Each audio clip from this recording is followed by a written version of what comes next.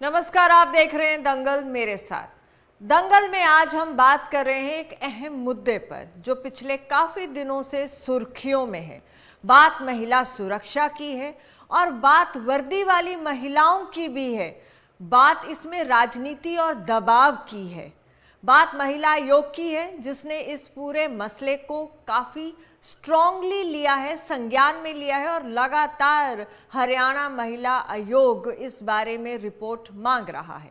लेकिन उसके बाद बड़ा सवाल यह है कि आरोपी अभी तक सामने क्यों नहीं आ रहे, सच से पर्दा क्यों नहीं उठ रहा। इतने दिन हो गए हैं, एक वायरल चिट्ठी जो हुई जिसमें कुछ महिला पुलिस कर्मचारियों के बारे में ये कहा गया कि वो यौन शोषण का शिकार हो रही हैं और इल्जाम बड़े अफसरों पर लगे, एसपी जींद, और जिसमें महिला डीएसपी और एसएचओ का नाम भी था। उसको लेकर इतना बवाल कटा कि अभी तक सच सामने नहीं आया। क्यों पुलिस अपने ही ऊपर लगे इल्जामों पर सफाई नहीं दे पा रही है? क्यों जो मुजरिम है, जो तथाकथित मुजरिम है, उसको गिरफ्तार क्यों नहीं किया जा रहा है? आज के अहम सवाल जिन पर हम चर्चा कर रहे हैं दंगल में, महिला आयोग ने क्यों मांगी एसआईटी से रिपोर्ट? स्पेशल इन्वेस्टिगेशन टीम गठित हुई है लेकिन वो भी तथ्य सामने नहीं ला पाई। पुलिस अब तक यूट्यूबर को गिरफ्तार क्यों नहीं कर पाई है? हरियाणा महिला आयोग ने क्यों कहा दाल में कुछ काला है? बड़े सवाल कर रहा है ये स्टेटमेंट महिला आयोग का।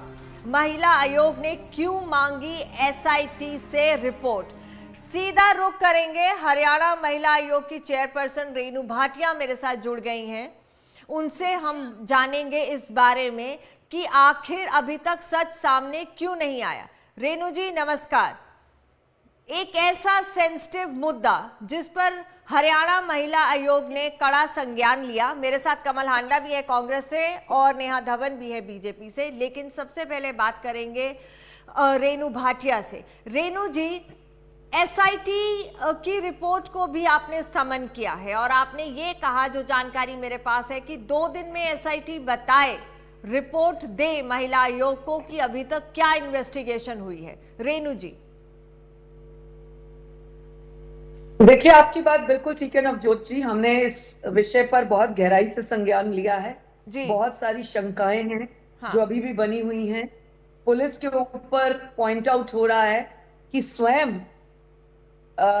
जो इस पर्टिकुलर केस में कल्प्रिट माने जा रहे हैं एसपी जी, वो स्वयं कहते हैं कि एक यूट्यूबर उनको परेशान करता था, उसका कोई केस था, वो बिगड़ गया या खत्म हो गया या उसके मुताबिक नहीं हुआ।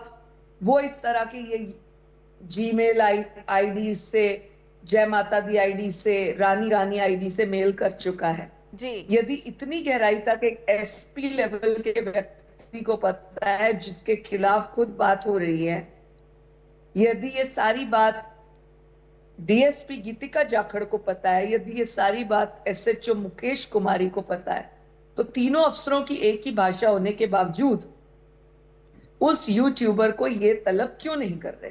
यदि यही बात, बिल्कुल यही फेक मेल या ओरिजिनल मेल किसी बड़े पुलिस अधिकारी के खिलाफ हुई होती तो ये एसपी उसको ना पकड़ते, बिल्कुल, या किसी नेता के खिलाफ आई होती या किसी को धमकी आ जाए ऐसे, बिल्कुल, तो ये पुलिस नहीं पकड़ेगी। मैं इसको पुलिस का थोड़ा सा फेल्योर भी मानती हूँ, थोड़ा नहीं पूरा फेल्योर मानती हूँ कि आज 12-13 दिन के बाद, 15 दिन होने के बाद ये यूट्यूबर नहीं पकड़ा गया। यदि एसपी वगैरह उसका पॉइंट आउट करते हैं तो पकड़ क्यों नहीं रहे? यदि वो यूट्यूबर गलत नहीं है तो ये बात क्यों घुमा रहे हैं? यही जींद के एसपी मैंने एक और बात आई थी ना रेनू जी, पिछली बार जब वो आपके सामने 8 महिला पुलिसकर्मी आए थे, एसएचओ और डीएसपी भी आई थी जाखड़, उन्होंने कहा था कि हम असहाय महसूस कर रहे हैं। जब आपने मेरे साथ बात करते हुए कहा था कि पुलिस अफसरों ने कहा वो असहाय हैं यूट्यूबर को पकड़ने की, महिला आयोग उनकी मदद करे और बड़े अफसरों को बोले।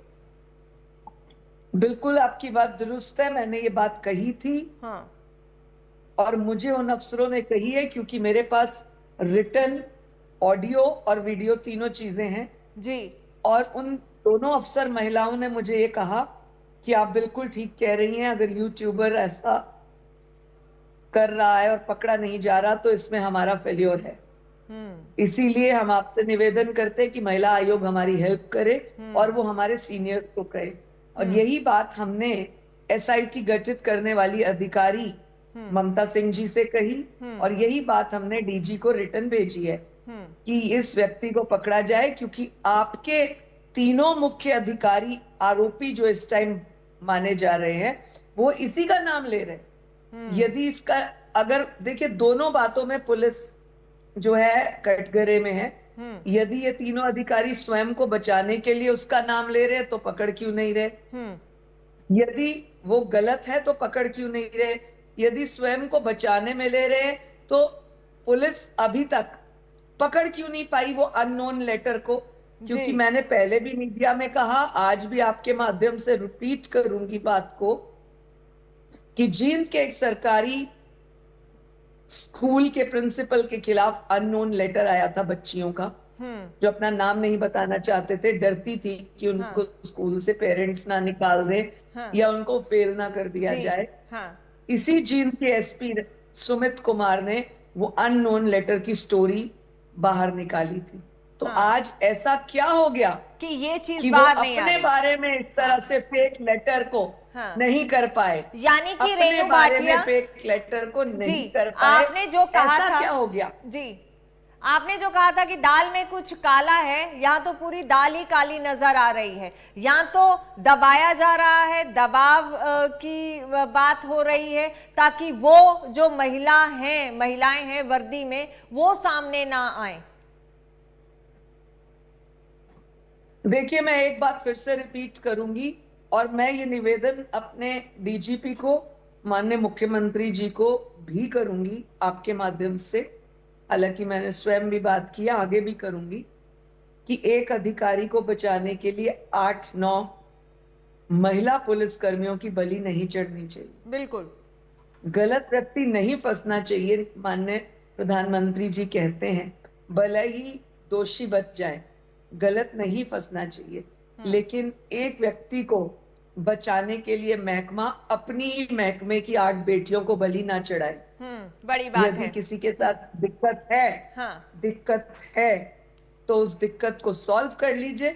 अपने महकमे का दिक्कत है, सॉल्व करिए और खत्म करिए। और यदि ये दिक्कत नहीं है तो ये एसपी और डीएसपी इस बात को घुमा क्यों रहे हैं यूट्यूबर की तरफ? अच्छा रेणु भाटिया जी, आपने एसआईटी जो बनी है उनसे रिपोर्ट तलब की है, उसके बारे में भी जरा बता दीजिए। मुझे मालूम है कि आपको जल्दी जाना है। बुधवार तक का लिखा था 3 वर्किंग डेज, बिकॉज फ्राइडे को हमने लिखा था तो सैटरडे संडे आ जाते हैं। हमें 3 वर्किंग डेज देने चाहिए, जो कि बुधवार शाम तक बनते हैं। वीरवार को हम उनसे मेल करके पूरा जवाब फिर से मांगेंगे कि क्या उन्होंने रिपोर्ट बना ली, नहीं बनाई तो डिले क्यों, बनाई है तो क्या रिपोर्ट है। और डीजीपी को जो आपने चिट्ठी लिखी थी उसका कोई जवाब अभी तक आपको आया है? नहीं, हमने यही लिखा था कि हमें रिपोर्ट दी जाए विदिन 3 डेज। ओके, आपको लग रहा है कि कहीं ना कहीं कुछ ऐसी बातें हैं कि किसी ना किसी को बचाने की कोशिश हो रही है? देखिए, कुछ ना कुछ तो है कि बात निकली है। जी, अगर हम एक वर्जन मान लेते हैं कि वो चिट्ठी भी फेक थी, वो महिलाएं भी फेक हैं, वो मनगढ़ंत स्टोरी है, या वो एसपी को फंसाना चाहते हैं, तो वो एसपी को क्यों कोई फंसाना चाहता है, ये निकाला जाए। क्यों कोई फंसाना चाहता है जी, ऐसी क्या बात है? और मैंने आपसे पहले भी जिक्र किया, दोबारा कर रही हूं, कि इस विषय के उठने के बाद बहुत से लोगों ने, आज भी मुझे एक जींद से लड़के का फोन आया, उसने मुझे कहा कि कई सारे ऐसे केसेस हैं जिसमें एसपी जींद ने, गीतिका जी ने लापरवाही की है। मैं इसलिए इस विषय को ज्यादा नहीं लूंगी, क्योंकि कईयों के अपने केसेस होते हैं, वो नहीं सॉल्व हो पाते या उनमें कुछ निकलता नहीं, तो लोग अधिकारी को दोषी ठहराते हैं। मैं इस वर्जन को भी बैलेंस करूंगी और मानूंगी। हाँ। तो इसीलिए मैं उस चीज को नहीं उठा रही। और मेरे को जो भी कॉल कर रहा है, मैं उनको ये कह रही हूँ, आप सबूत लाएं, आप सबूत लाएं। राइट। सबूत के दम पे हम कार्रवाई जरूर करेंगे। लेकिन मैं पुनः एक ही बात रिपीट करूंगी कि एक अधिकारी को बचाने के लिए आदरणीय डीजी साहब, कपूर साहब, मेरी 8 पुलिसकर्मी बहनों को बलि ना चढ़ाना, क्योंकि वो बेटियां भी बहुत मुशक्कत के बाद घर से बाहर निकलती हैं, बहुत मुशक्कत के बाद नौकरी पाती हैं, और हमारी सरकार बिना पर्ची, बिना खर्ची, और जो है बेटियों का अभिमान, बेटी हमारा अभिमान करके बेटियों को सेट करते हैं। इसलिए उनकी नौकरियां न चली जाएं, उनकी रोजी न चली जाए, उनके ऊपर दाग ना आ जाए, इस बात को ध्यान रखें कि किसी का दाग धोने के लिए उन पर मैल ना चढ़ाई जाए। ठीक है, एक मेरा आखिरी सवाल, मुझे ध्यान है कि आपको जल्दी जाना है, आपने वक्त दिया हमें इतना, इसके लिए बेहद शुक्रिया रेणु भाटिया। मेरा आखिरी सवाल आपसे ये है कि क्या आपकी जो इन्वेस्टिगेशन कर रही हैं डीआईजी एसआईटी की, उससे आपकी उनसे बात हुई है? उनका क्या अभी तक का ब्यौरा उन्होंने आपको दिया है? देखिए, मेरी केवल इतनी बात हुई है, एसपी फतेहाबाद आस्था मोदी से हुई थी कि इसमें क्या निकल कर आया। 140 महिलाओं को आपने बुलाया, क्या निकला? कैसे पॉसिबल है कि अगर कोई पीड़ित है तो इन 140 में वो नहीं निकल रही? कोई आसमान से या दूसरे लोग से वो बेटियां नहीं आई हैं शिकायत कर, वो इन्हीं के बीच की हैं। और उनकी बात सुनकर उनको सहयोग किया जाए, उनको उनकी बात का निवारण किया जाए, उनकी आवाज को दबाया ना जाए, सुना जाए। मैं पुनः इस बात को रिपीट करूंगी, ना कि एक व्यक्ति को बताने के लिए पूरा महकमा लग जाए। राइट। एक और छोटी सी बात है रेणु भाटिया, ऐसी भी जानकारी आई थी कि उस दिन एसआईटी के सामने कुछ महिला पुलिस कर्मियों ने यह भी कहा है, जिनके वीडियो सामने आ गए थे इनकी फेवर में, एसपी की फेवर में, उन्होंने ये भी कहा है कि हमसे तो ये वीडियोस एसपी की फेवर में बनवाए गए थे एसएचओ या डीएसपी की तरफ से। मेरे पास जो एसएचओ आई थी मुकेश कुमारी, वो बैठी हुई थी। हाँ। जब बाकी बहनों से मैंने सवाल जवाब किए, तब उनमें से उषा नाम से एक महिला, जिसकी एसीआर खराब हुई है, अब मुझे नाम लेने में गुरेज इसलिए नहीं क्योंकि ये मैटर इतना उलझाया जा रहा है, कि जिन्होंने वीडियो, उस महिला की अगर आप भी वीडियो देखेंगे तो ऐसे साफ मालूम होता है कि उससे बुलवाया जा रहा है कि एसपी साहब के बारे में बोलिए। और उसका जो आई, आप एक जो है मीडिया की हैं, शार्प मीडिया की हैं, तो आप आई जेस्चर से समझ जाएंगी कि उसको बुलवाया जा रहा था। और फिर वो वीडियो उसने खुद मुझे कहा कि एसएचओ महोदया ने बनाई उनके सामने। वायरल किसने करी? वो कहती है मुझे नहीं पता। एसएचओ कहती है मुझे नहीं पता। वो उषा कहती है मुझे नहीं पता। आखिर उषा की वीडियो, उसमें वीडियो एसएचओ को भेजी गई, वायरल कैसे? और जो उस लेटर में लिखा है कि एसपी खूबसूरत नई महिलाओं को बुलाता है जो भर्ती होती हैं, उस हिसाब से वो वीडियो देखा जाए तो वो एक रिटायरिंग स्टेज की महिला से बुलवाया गया है। तो बहुत सारी बातें कॉन्फ्लिक्ट पैदा करती हैं। सोचा जाना चाहिए, महकमे को सोचना होगा, सरकार के लिए ही सोच लीजिए, महिलाओं के सम्मान के लिए ही सोच लीजिए। ठीक है, बेहद शुक्रिया रेणु भाटिया जी, बहुत बड़ी बातें आपने आज रखी हैं। नेहा धवन, बड़ी बात महिलाओं की, आप भी एक महिला हैं, बात उन महिलाओं की जो पुलिस में हैं, वर्दी में हैं, और बात इसलिए भी आ जाती है क्योंकि सरकार की बात आ जाती है। क्यों अभी तक इतनी विफल हो रही है पुलिस कि सच सामने नहीं आ रहा? नेहा धवन। देखिए नवजोत जी, सबसे पहले तो मैं आपको ये कहना चाहूंगी कि महिला आयोग की जो चेयरमैन है भाटिया जी की, उन्होंने पूरा जो है पक्ष रखा, और मैं उनका कायल रही हूँ। वो बहुत स्पष्टता से बात करती हैं, और उन्होंने सरकार में होते हुए भी बहुत निष्पक्षता से हरियाणा प्रदेश की बेटियों की सुरक्षा के लिए जो बात रखी है, मैं उनको तहे दिल से इस बात की बधाई भी देती हूँ कि वो बिल्कुल अपना काम निष्पक्ष निभा रही हैं। नवजोत जी, देखिए, बहुत संगीन बात है ये। अगर हम एक ऐसे डिपार्टमेंट की बात करते हैं जो डिपार्टमेंट प्रदेश की महिलाओं को ही नहीं, प्रदेश वासियों को सुरक्षा प्रदान करने का काम करता है, वो पुलिस विभाग है। और वो पुलिस विभाग में अगर हमारी बेटियां सुरक्षित नहीं है तो बिल्कुल ये बात गलत साबित होगी। और मैं नवजोत जी सरकार का पक्ष रखने के लिए यहाँ पर उपस्थित हूँ, इसलिए मैं प्रदेश की हर बेटी को ये बात का आश्वासन देती हूँ कि इस मामले में भी निष्पक्ष जांच होकर बाहर आई।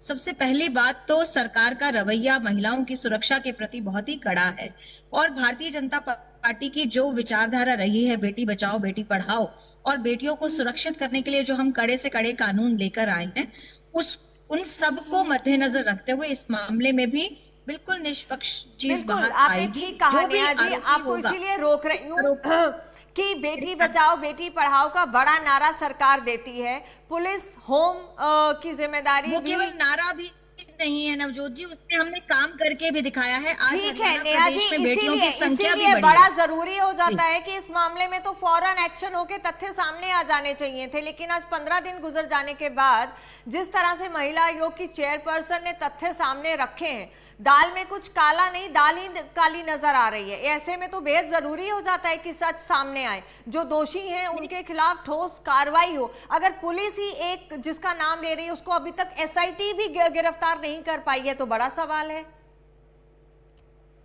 कि अभी ये बात खुलकर सामने नहीं आई है, क्योंकि एक ही नाम से जो नाम मेंशन है उस पत्र में, उस नाम से 19 के आसपास लगभग महिला पुलिसकर्मी जो हैं वो जींद में तैनात हैं।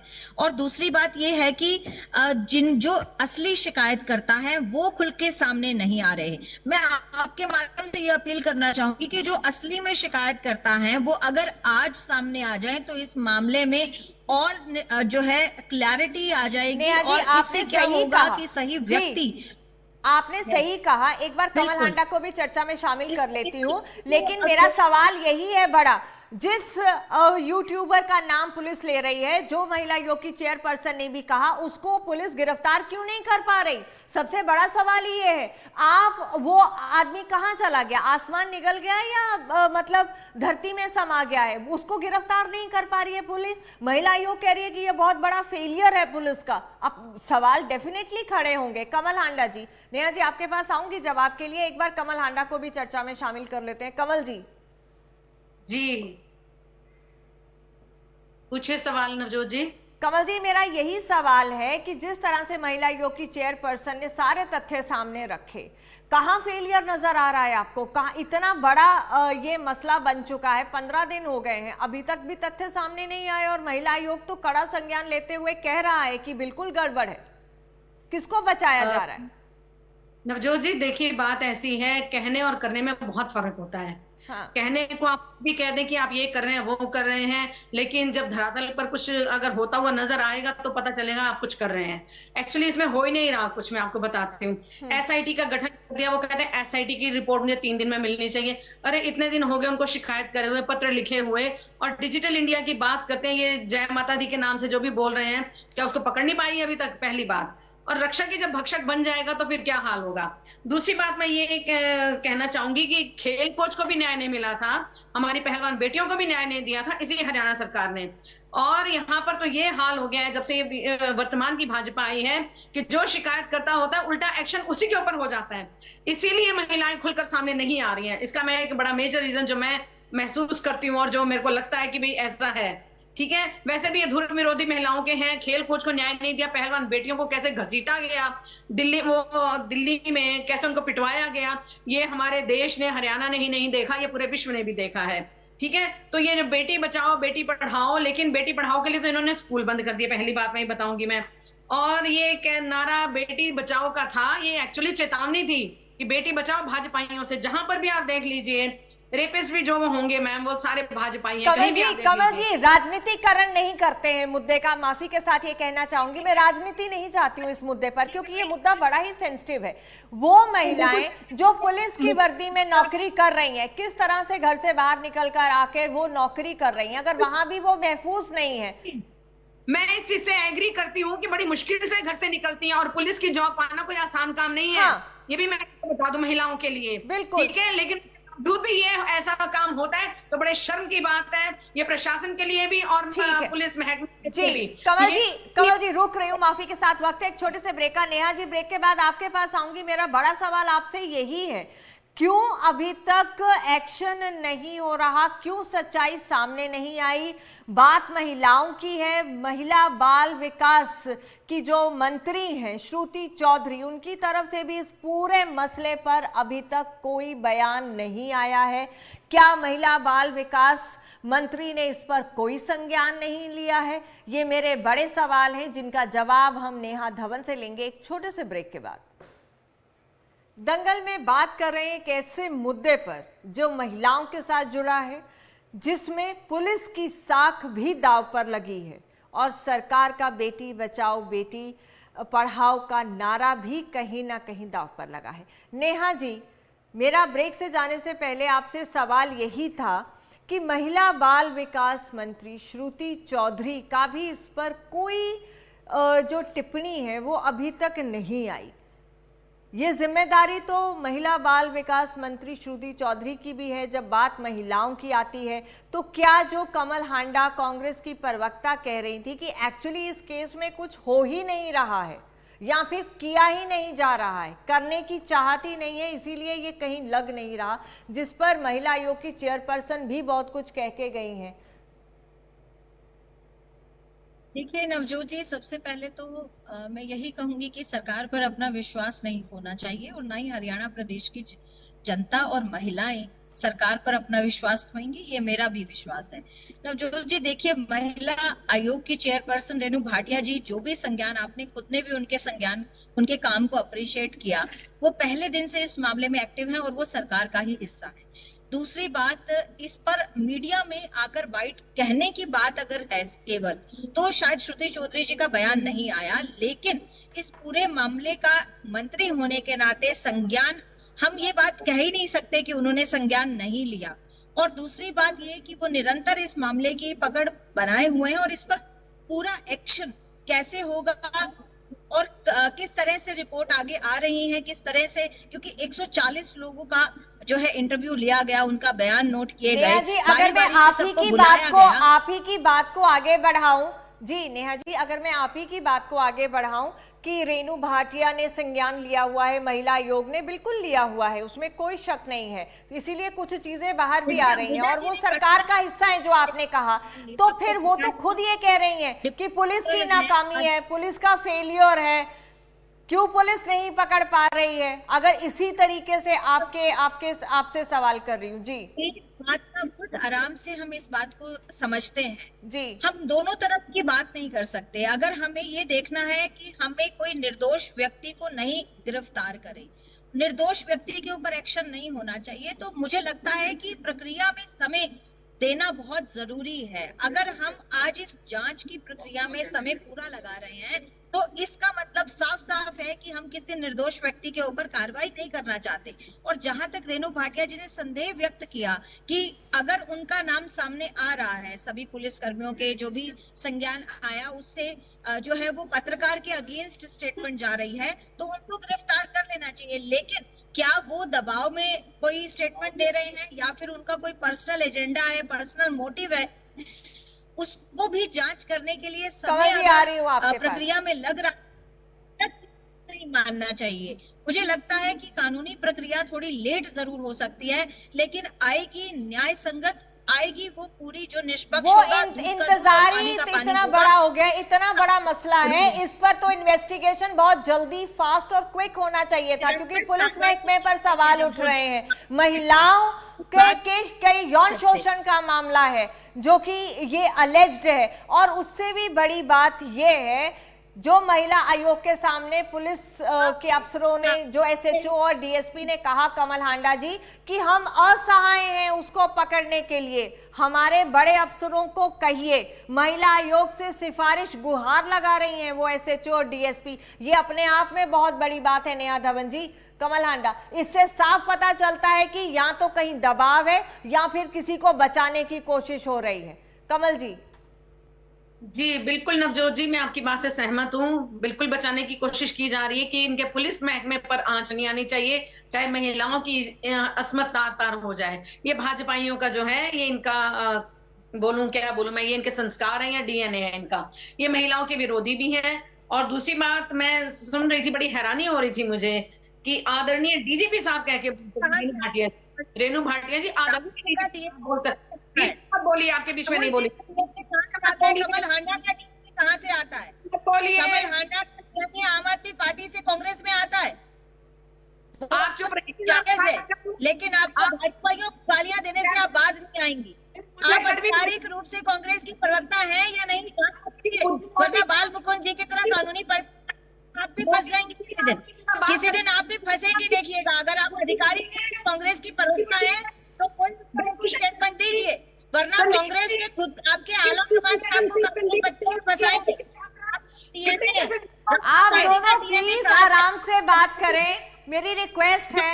आप दोनों महिलाएं हैं, महिलाओं के मुद्दे पर बात कर रहे हैं। मैं राजनीतिकरण नहीं चाहती ऐसे मुद्दे का, सच सामने नहीं आएगा। एक एक करके बोल लीजिए। नेहा जी एंड कमल हांडा जी, रिक्वेस्ट है आपसे, एक एक करके बोल लीजिए। बताइए आप मुझे, आप अपनी सरकार को डिफेंड करेंगी या पुलिस महकमे को भी डिफेंड करेंगी? एसआईटी बन गई लेकिन अभी तक कुछ हुआ नहीं, और एसआईटी की मांग भी अब कब कर रही है? बुधवार तक मेरे को मिलनी चाहिए Renu Bhatia, as she said, the women commission of 3 दिन में मिलनी चाहिए। पहले क्यों नहीं मांगी भाई? एसआईटी क्यों नहीं पहले बिठाई आपने? ये मेरे को इस सवाल का जवाब दें। और दूसरी बात कही, इन्होंने एक बात और कही कि महिलाओं के आई जेस्चर से पता चल रहा था कि उनसे बुलवाया जा रहा है। क्या मतलब निकम्मी बात कह के गई है वुमेन कमीशन की जो अध्यक्ष है, कि जबरदस्ती कोई कैसे कहेगा, कोई मैच्योर। और दूसरी बात, अगर कोई सामने नहीं आ रहा या, लेकिन उन्होंने पत्र तो क्या लेटर तो लिखा, रोकिए अपने सही शब्द बात करनी है तो। नायब सैनी को पत्र लिखा है, कोई जवाब क्यों नहीं दिया? नायब सैनी ने एक्शन क्यों नहीं लिया? नॉन स्टॉप आप सीएम बताते हैं तो नॉन स्टॉप काम ये भी होना चाहिए था ना, महिलाओं का संज्ञान लेना चाहिए था उनकी कंप्लेंट का।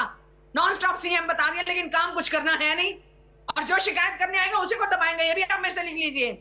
नवजोत जी, आप मेरे से रिटर्न में ले लीजिए, आज आप डेट, टाइम और डे नोट कर लीजिए, मंथ भी नोट कर लीजिए।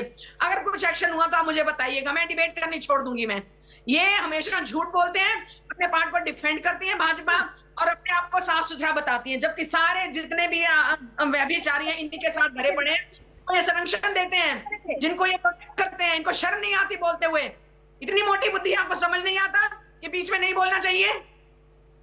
कमल जी, थोड़ी सी भाषा की मर्यादा हम रखें, मेरी रिक्वेस्ट है। आप नेहा धवन को भी जवाब देने दीजिए, एक एक करके बोलिए, वो भी अपनी बात आराम से रख रही है। नवजोत जी, उनको फिर बीच में क्यों बोलने दिया आपने? क्यों बोली वो बीच में? उनकी आदत है सब भाजपाइयों की। ये कांग्रेस का 1 मिनट कमल जी प्लीज, आप नेहा धवन को भी आराम से बात करने दीजिए, आप भी आराम से बात करिए। मैं आप दोनों से रिक्वेस्ट कर रही हूँ। उसको बीच में नहीं बोलना चाहिए था। नेहा जी, आप सुन पा रही है मेरी बात? जो जी आप बैन क्यों नहीं करती हैं? यहाँ डिबेट खराब करती हैं, हर डिबेट में वाहियात शब्द इस्तेमाल करती हैं, इनको भेज करती हैं और आधिकारिक रूप से कमल जी रुक जाइए प्लीज, ये बड़ा सेंसिटिव मसला है और मेरे को एक एक की बात सुनने दीजिए प्लीज, रिक्वेस्ट है, क्योंकि मैं जानना चाहती हूँ कि सरकार इस पर क्या कर रही है आगे, क्योंकि महिला आयोग ने कई तथ्य सामने रखे हैं। नेहा धवन। नवजोत जी, मैं बिल्कुल इस बात के लिए हरियाणा प्रदेश को आपके माध्यम से ये मैसेज देना चाहती हूँ जी, चाहे जी नेहा जी प्लीज, आपका ऑडियो एंड वीडियो थोड़ा ठीक नहीं आ रहा है। नेहा जी, नेहा जी आप सुन पा रहे हैं? मैं आपको मेरी आवाज आ रही है? जी, मैं इस बात के लिए नवजोत जी बहुत हैरान और परेशान होती हूँ कि कांग्रेस की दूसरी बातें मुझे समझ में नहीं आती। हरियाणा प्रदेश की सरकार ने इतने अच्छे काम किए और मैं आज भी आपको फिर से ये दिलाती हूं। नेहा जी, आपकी आवाज पूरी तरह नहीं आ रही है। हम एक छोटा सा ब्रेक लेते हैं, ब्रेक के बाद लौटते हैं और जानेंगे कि नेहा धवन सरकार का क्या पक्ष इस पूरे मसले पर रख रही हैं। बड़ी इंपॉर्टेंट बात है, महिला आयोग की चेयरपर्सन रेणु भाटिया ने कहा है कि एसआईटी से रिपोर्ट उन्होंने तलब की है, कल तक का वक्त दिया है, यानी कि बुधवार तक का वक्त दिया है। एसआईटी की इन्वेस्टिगेशन कहां तक पहुंची है? 15 दिन हो चुके हैं, अभी तक उस तथाकथित यूट्यूबर जिसका नाम एसपी जींद, डीएसपी या बाकी के लोग ले रहे हैं, उसको अभी तक गिरफ्तार नहीं किया गया है। सच सामने कैसे आएगा? किसको बचाने की कोशिश हो रही है? इतनी बेबस और असहाय क्यों हो गई है पुलिस? ये बड़ा सवाल है जिसका जवाब नेहा धवन से हम चाहते हैं। नेहा जी, इतनी बेबस क्यों नजर आ रही है पुलिस? नवजोत जी, देखिए, ये कोई आम मामला तो है नहीं।